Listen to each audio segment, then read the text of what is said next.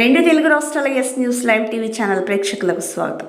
గత TRS BRS గులాబీ దోపిడీ దొరల పాలనలో మహిళలే కోట్లలో లిక్కర్ స్కామ్ కాదు స్కామ్, భూ కబ్జా కోరు పాలనలో గొర్రెల స్కామ్, బర్రెల స్కామ్, మిషన్ భగీరథ స్కామ్, విద్యుత్ స్కామ్, చెరువుల స్కామ్, సీఎంఆర్ఎఫ్ చెక్కుల scam, GST scam, grade 1 group 2 paper పరీక్ష పేపర్ లీక్ స్కామ్, చెరువు రుణాలపై ఇచ్చినట్లు నమోదు చేసిన డబ్బు దోచుకున్న స్కామ్, ద్విచక్ర వాహనంపై 120 గొర్రెలు తరలించిన స్కామ్, తల్లాడలో రూపే కార్డ్స్ స్కామ్, డ్వాక్రా మహిళల రుణాల స్కామ్, కళ్యాణ లక్ష్మిల స్కామ్, మత్స్య శాఖలో స్కామ్, ఏ శాఖలో చూసినా విన్నా పరిశీలించిన స్కామ్, కబ్జా.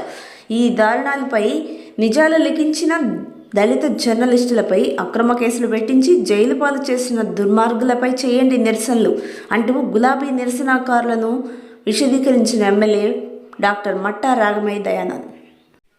అంతేకాదు ఎన్ఎస్పి ప్రభుత్వ స్థలాలు స్థానిక మాజీ ఎమ్మెల్యేలకు మంత్రులకు కట్టబెట్టిన గొప్ప గులాబీ ప్రభుత్వం, Medigadda scam, Sundilla scam, Kaleshwaram scam, బ్రిడ్జీల నిర్మాణంలో స్కామ్, మిషన్ భగీరథ పరికరాల కొనుగోలుపై స్కామ్, డబ్బుల బెడ్రూమ్ ఇళ్లపై నిర్మాణంలో స్కామ్, కట్టిన నిర్మాణాలు కూలిపోవడంలో స్కామ్, ఇలా చెప్పుకుంటూ పోతే టీఆర్ఎస్ బీఆర్ఎస్ నాయకుల దోపిడీలు చెప్పుకుంటూ పోతే చాంతాడంత ఉంటుంది.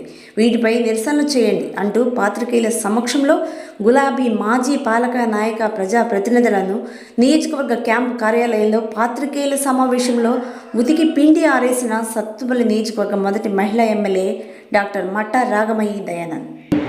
పార్టీలు మారడానికి ఆద్యమే ఆయన. రాజకీయంలో ఉన్న విలువలన్నీ ఆయన తుంగలో తొక్కి ఆయన స్వలాభం కోసం ఎన్నిసార్లు పార్టీలు మారారు, ఎంతమందిని మోసం చేశారు, ఆయన ఆత్మవిమర్శ చేసుకుంటే మంచిది. ఎందుకంటే తుమ్మలేశ్వరరావు గారు కానీ పొంగులేటి గారు కానీ మమ్మల్ని కానీ అని అర్థం ఆయన ముందు ఒకసారి ఆలోచించండి. మరి మేమేమైనా పదవుల్లో ఉండి మేము మారామా? పార్టీ వద్దనుకొని పార్టీ మనందరినీ మోసం చేసి మమ్మల్ని పక్కకు పెట్టినందుకు ప్రజా సేవ కోసం అని మేము పార్టీ మార్చి వచ్చింది. తుమ్మల గారు కానీ పొంగులేటి గారు కానీ ఎవరైనా టీఆర్ఎస్ అధికారంలో ఉన్నప్పుడు మాట్లారా, టీఆర్ఎస్ వద్దనుకున్నప్పుడు మాట్లారా అనేది ప్రజలందరికీ తెలుసు. అలాగే ఇక ఉన్న బోర్లన్నా మరమ్మతులు చేయించారా? మిషన్ భగీరథ అని ఒక ఫెయిల్యూర్ ప్రాజెక్టు పెట్టుకున్నారు. దాంట్లో ఎన్ని వేల కోట్ల అవినీతి జరిగిందో మీ అందరికీ తెలుసని అనుకుంటాను. ఎవరు అసలు మన రోడ్లన్నీ మన సత్తుపల్లి పట్టణంలోనే చూడండి, మెయిన్ సెంటర్లో ఎప్పుడు చూసినా తవ్వకాలే. ఏదో ఉత్తరుతుల కోసం తవ్వినట్టు తవ్వుతుంటాం. ఎందుకు? ఎక్కడ లీక్ అవుతుందో తెలియక. మరి ఇలాంటి ఫెయిల్యూర్ ప్రాజెక్టును పట్టుకొని ఒక బోరు చేయలేదు, ఏం చేయలేదు. మరి మీరు ఇంకొకసారి ప్రజల పట్ల ప్రేమ ఉన్నట్టు మాత్రం అనవసరమైన ప్రదర్శనలు చేయొద్దు, ప్రజల్లో చులకన కావద్దు. గత 10 సంవత్సరాల్లో వాళ్ళు దాన్ని మార్చారు. దుమ్ముగూడెం ప్రాజెక్ట్ని, ఇంద్రసాగర్ ప్రాజెక్ట్ని పేరు మార్చి సీతారామ ప్రాజెక్ట్ అని వాళ్ళ కమిషన్ల కోసం రీడిజైన్ పేరుతోటి మరి 18,000 కోట్లకు పెంచారు ఎస్టిమేషన్. 3,000 కోట్లలో అయ్యేదాన్ని. మరి ఎన్ని ఎకరాలకు నీళ్ళు ఇచ్చారండి 5 సంవత్సరాల్లో? ఆయన 1 ఎకరాకన్నా నీళ్ళు ఇచ్చారా? పంప్ హౌస్లు మోటార్లు పెట్టి అవి ఏ స్థితిలో ఉన్నాయో చూసారా? వర్షాలకి ఎండలకి అవి తుప్పు పట్టిపోతున్నాయి రన్నింగ్లో లేక. కరెంటు బిల్లులు కొన్ని లక్షలు పెండింగ్ ఉన్నాయి. అవన్నీ కూడా రాగానే మరి తుమ్మలేశ్వరరావు గారి చిరకాల కోరిక అది గోదావరి జలాలని మన లంకాసాగర్కి కానీ మన బేతుపల్లి చెరువు కానీ తీసుకురావాలి, సస్యశ్యామలం చేయాలి రైతులకి అనేది. కనుక వారు పూనుకొని సీఎం గారితో, బడ్డీ గారితో, ఇరిగేషన్ మినిస్టర్ గారితో, అందరితో, పొంగులేటి గారితో అందరితో చర్చించి మరి ఏ విధంగా అయితే తక్కువ ఖర్చుతో అతి తొందరగా పూర్తి చేసి మనం దాన్ని రన్నింగ్లో పెట్టవచ్చని ప్రణాళికలు సిద్ధం చేసుకొని ఆల్టర్నేట్ కెనాలు వైరా దాకా పెట్టుకొని ఇవి తక్కువ ఖర్చుతో 75 కోట్లతోటి ఇప్పుడు వైరా కెనాలు పూర్తి అవుతుంది. మొన్నే ప్రారంభోత్సవం చేశారు సీఎం గారు. ఇలాంటివన్నీ చేస్తుంటే వాళ్ళు తట్టుకోలేకపోతున్నారు. ఒకటే మాట, ఎందుకంటే వాళ్ళ వైఫల్యాలని ప్రజలు మరి గమనిస్తున్నారు కనుక అది ఏదో ఒకటి పొట్ట చల్లాలన్న ఉద్దేశంతో వాళ్ళు ఇలాంటి అసత్య ప్రచారాలు చేస్తున్నారు. మొన్న వేసవిలో చూసాం, ఎవరిదండి పాపం, ప్రజలకి నీళ్లు తాగడానికి నీళ్లు లేక ఎంత ఇబ్బంది పడ్డారు. ఎవరిది పాపం? గత ప్రభుత్వ వైఫల్యం కాదా ఇది? తాగడానికి నీళ్లు లేవు, పొలాలకు నీళ్లు లేవు, పొలాలు కొన్ని చోట్ల ఎండిపోయినాయి, క్రాప్ హాలిడే ప్రకటించడం జరిగింది. ఇవన్నీ వాళ్ళు చేసిన తప్పిదాల ఫలితంగానే వచ్చింది. ఎందుకంటే సకాలంలో సీతారామ ప్రాజెక్టు పూర్తి చేస్తుంటే అందరికీ నీళ్ళు అందేవి, పంటలు మంచిగా ఉండేవి. అలాంటి వాళ్ళు ఇప్పుడు రైతుల గురించి మాట్లాడుతున్నారు. మరి వాళ్ళకి ఏమైనా అర్హత ఉందా? వాళ్ళే ఆత్మవిమర్శ చేసుకొని ఇకనైనా బుద్ధి తెచ్చుకొని మారాలని కోరుకుంటున్నాం. ఇక రైతు రుణమాఫీ విషయానికి వద్దాం. రుణమాఫీ స్పష్టంగా కాంగ్రెస్ ప్రభుత్వం ఇచ్చింది హామీ 2 లక్షల వరకు ఒక కుటుంబానికి ఇస్తామని. మరి ఇప్పుడు మన పెద్దలు నరసింహారావు గారు చెప్పినట్టు మరి కుటుంబ ప్రాతిపదిక, ఎందుకంటే కొత్త రేషన్ కార్డులు 10 సంవత్సరాలు రాలేదు కనుక మరి ఇప్పుడు కుటుంబాలు విభజన చేయాలి. విభజన చేయాలంటే దానికి ఒక ప్రామాణికత ఉండాలి కదా, ఖచ్చితంగా శాస్త్రీయంగా చేయాలి. పోయిన గత ప్రభుత్వం లాగా అవకతవకలు ఉండదు, అనర్హులైన వాళ్ళకి అందకూడదు అన్న ఉద్దేశంతో నిజంగా కుటుంబాలను లెక్కేయడంలో కొంచెం లేట్ అవుతుండొచ్చు.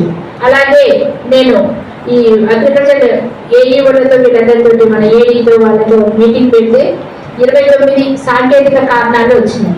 వాటిలో ఏదైనా తప్పులు దొరికినాయేమో అనేది పరిశీలిస్తున్నారు. అవి సర్వే చేస్తున్నాం, ఇప్పుడు ఇంటికి సర్వే చేస్తున్నాం. రైతు వేదికల దగ్గర ఏఈఓలని అలాగే ఎంపీడీఓ ఆఫీస్ నుంచి ఒకరిని మనం అందుబాటులో ఉంచి రైతుల సమస్యలని చూసుకొని కరెక్ట్ చేస్తున్నాం. ఈ ఒక 10-15 రోజుల్లో మొత్తం అందరికి 100% ఖచ్చితంగా 2 లక్షల వరకు రుణమాఫీ అవుతుంది. కానీ దీన్ని బురద జల్లే ప్రయత్నంలో భాగంగా మరి మాజీ ఎమ్మెల్యే గారు కానీ మాజీ మంత్రివర్యులందరూ కూడా ప్రతి చోట ధర్నాలు నిర్వహిస్తున్నారు.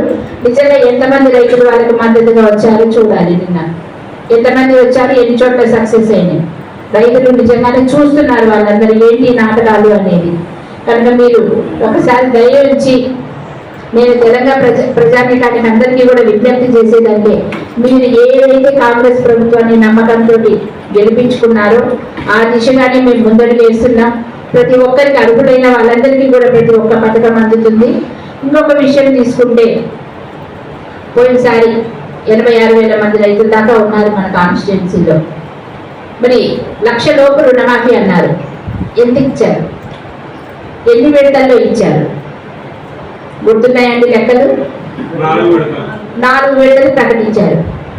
2 విడతల్లో 25,000 చొప్పున 50,000 వరకు చేశారు. మరి మిగతా 50,000 రూపాయలు ఎప్పుడు ఇచ్చారండి?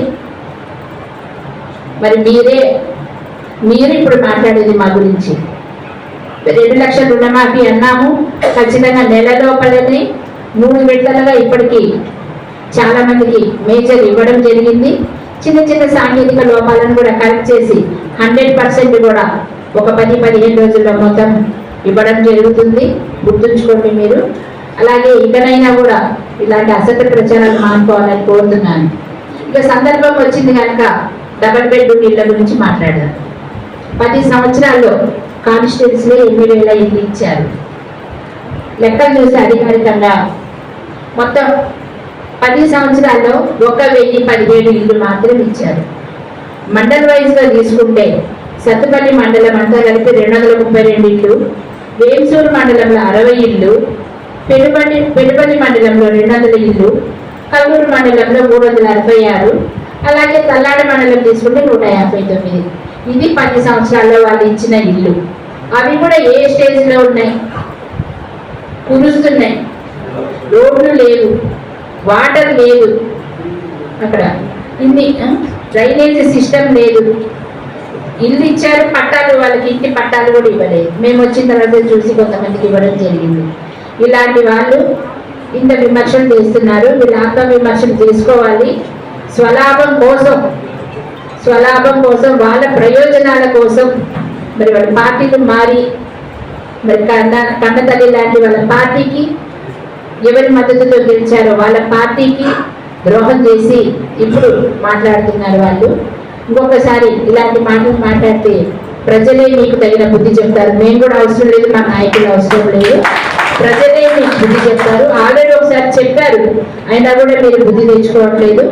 మరి ఇంకొకసారి మాత్రం ఇలాంటివి చేసి కనిబొల్లి మాటలు చెప్పొద్దని పత్రికాముఖంగా మీకు విజ్ఞప్తి చేస్తున్నాను. Thank you.